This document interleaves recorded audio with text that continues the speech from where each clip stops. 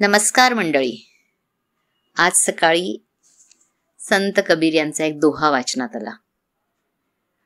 संत कबीर हे एक भारतीय कवी, संत आणि गूढवादी होते हे आपल्याला माहीतच आहे, जे नेहमीच हिंदू, मुस्लिम आणि शीख समुदायात आदराने ओळखले जातात. आणि त्यांच्या दोह्यातून त्यांनी समाजाला सत्य, प्रेम यावर आधारित जीवन जगण्याचा संदेश दिलाय.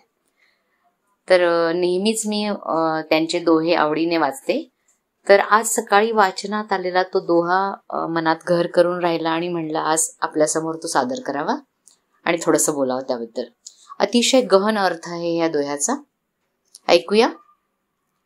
चीटी चावल ले चली, चीटी चावल ले चली, बीच में मिल गई दाल.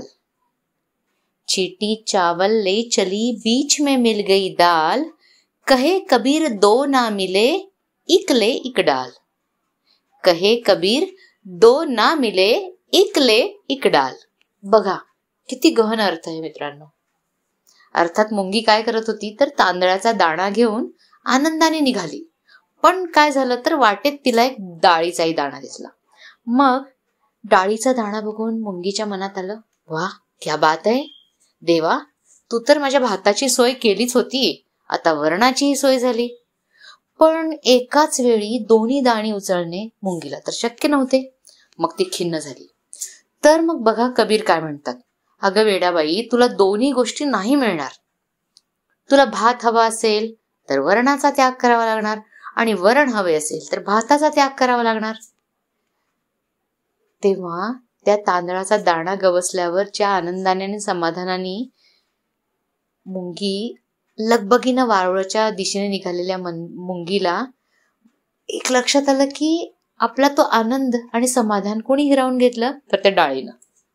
तर मित्रांनो, माणसांचंही तसंच असतं.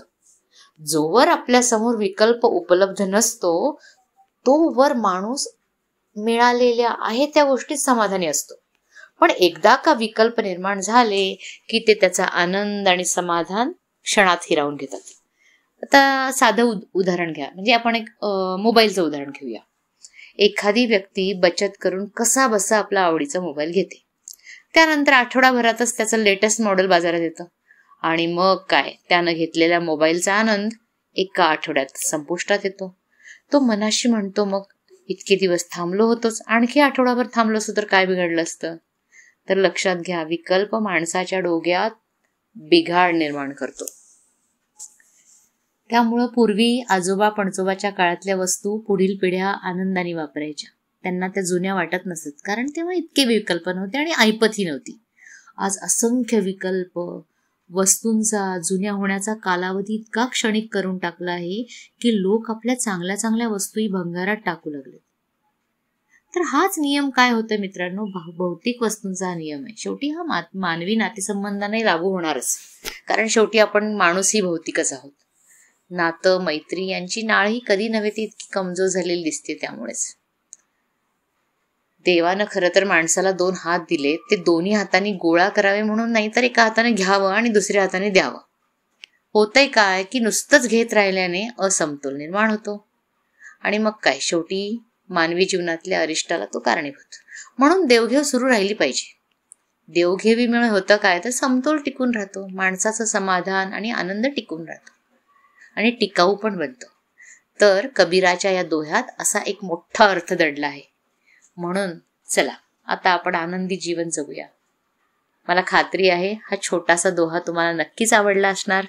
आवडला असेल तर नक्की लाईक करा, सबस्क्राईब करा आणि मित्रांनो प्लीज शेअर करायला विसरू नका. धन्यवाद.